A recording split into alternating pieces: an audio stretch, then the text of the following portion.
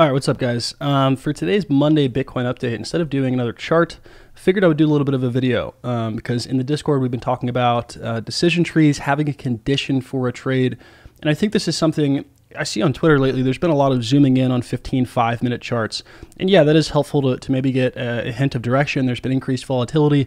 Yes, some people that are day trading can definitely take advantage of those lower time frames.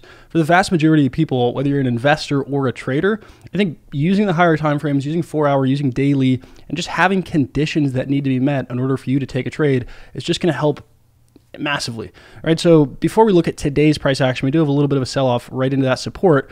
I want to look at last week's, or the end of last week's low 4K and kind of my decision tree. We walked over this in the free Discord.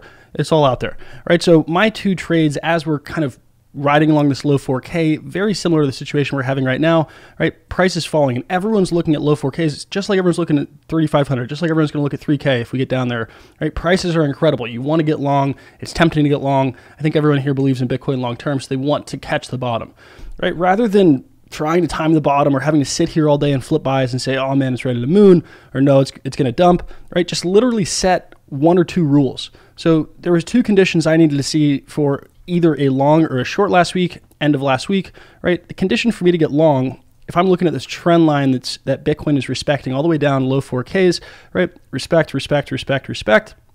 I need to see Bitcoin break out of that trend line for me to want to enter long, right? Since that didn't happen, it's very simple. I don't need to predict whether or not Bitcoin's going to moon. I don't have to predict whether or not that's the bottom. You don't have to be a hero, right? Just literally have a condition that's met. It's also going to help keep you from kind of buying a fake out or buying right before things dump, right? So if we do have a confirmed close above a trend line, sure, I want to get long. The other condition I was looking for is a short, right? Since this support is being respected, if this support breaks, which it did, and we get a 4-hour candle close below 4,100, happened right at 4,140, right? That's when you take a short. Expansion down to 3,600, that's where we stopped, and now we're kind of in a new range or a new little bit of a map or setup, whatever you want to call it, for you to decide how you want to play Bitcoin, right? So now for the last 24 hours or however long it's been, Bitcoin is now in kind of a new range. 3,600 is now 2018 lows. That's the support that's being respected, and now this level that was support, 4,100, 4,200, very simple TA here, just flipping that support, expecting resistance there, right? So I don't care if you're an investor. I don't even care if you're not trading this. I think this is massively helpful if you're trying to decide when to scale in, looking for kind of higher probability trades or higher probability buys or things like that.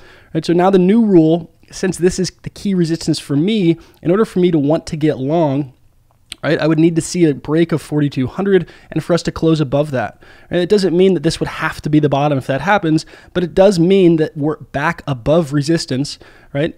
And then very easily, I can kind of measure and manage that risk. I can assume that this level, as broken resistance closed above, that indicates the market can reclaim that. And then if I do want to take a trade long or I do want to invest, very easy to kind of look and say, look, if that support's broken again, I'm out. If it continues to rise up, you caught a really nice trade, right? That's just waiting for confirmation, waiting for a condition we met, and then taking the trade.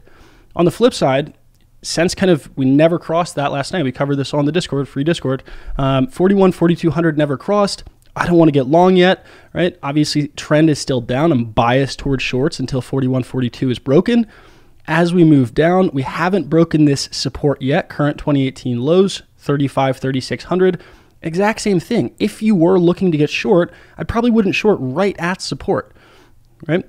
If I wanted to get short, maybe a confirmed close below 3,500 and then expecting the expansion back down to 3K or 2,800, right? It's literally just having a condition met. That way you don't have to sit there on Twitter, worry if someone posted a 5-minute chart that looks bullish or some guy on YouTube said it's the bottom, right? Rather than trying to be a hero and market buy and market sell the bottom or top and predict things, have a condition that needs to be met. I need this to 4,200 to be crossed and close above in order for me to want to start taking longs. That'd be bullish.